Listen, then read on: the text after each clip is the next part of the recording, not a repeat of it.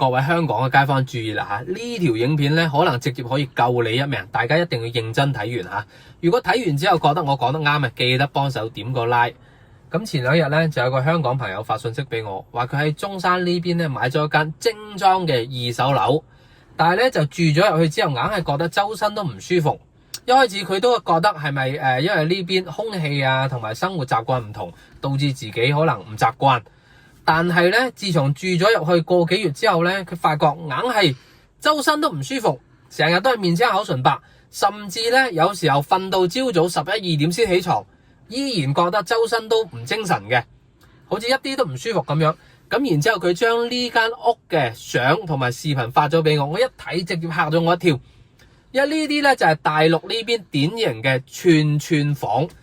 咩叫做串房咧？就係呢啲用低價嘅劣質嘅裝修材料裝修出嚟嘅所謂嘅精裝房吓。咁呢啲咁嘅串房咧，如果住咗入去，輕則感冒發燒甩頭髮吓，重則直接可能連命都冇。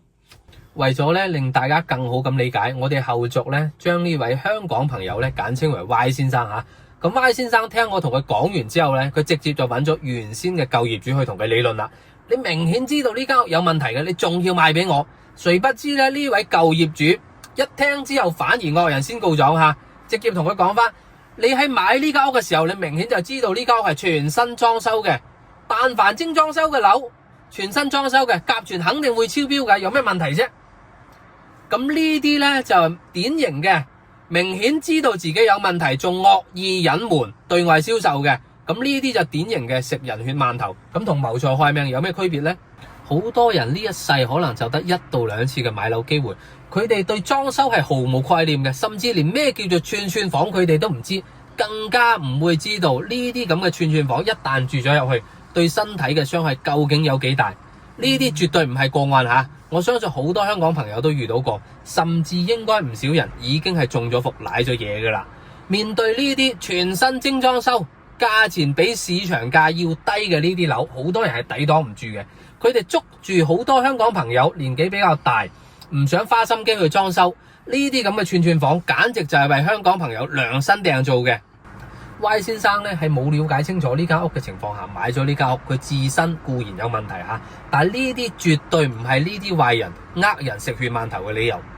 根據 Y 先生提供嘅資料，我哋揾到咗之前帶佢睇樓嘅呢個中介，我哋發現呢，佢嘅朋友圈、視頻號、YouTube 上面發嘅全部都係呢啲咁嘅串房，佢哋已經形成咗一個非常之完善嘅產業鏈，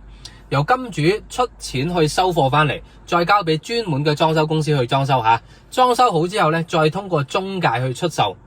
咁呢啲咁嘅樓呢，3、4萬蚊就可以裝修一間80方嘅2房出嚟。呢啲咁嘅樓啊，住咗落去，感冒發燒都係輕噶啦，重嘅直接就會導致白血病，甚至連命都冇。為咗令大家更直觀咁樣區分咩係串房，我將呢啲串房嘅特點全部同大家整理咗出嚟吓。但凡中咗其中一條，即時掉頭就走，寧可再睇30、40間樓，絕對唔可以買錯一次吓。第一就係睇佢嘅裝修。但凡咧係嗰啲裝修到好似啲網紅風，好似樣板間一樣嗰啲，要小心吓。同埋佢啲台上面如果擺埋啲假花假水果嗰啲，呢啲要注意啦吓。因為正常啲人賣樓點會擺呢啲嘢啊？甚至有啲更離譜嘅，連牆上面掛埋啲假嘅工藝品、假嘅字畫嗰啲，就典型嘅串房啦。同埋咧就係睇下佢有冇呢啲生活痕跡吓，因為正常啲樓你話冇住過人係好難嘅，除非真係等住錢使，即時裝修咗就要賣嗰啲，呢啲係極少㗎吓。仲有就係睇下佢啲家私家具，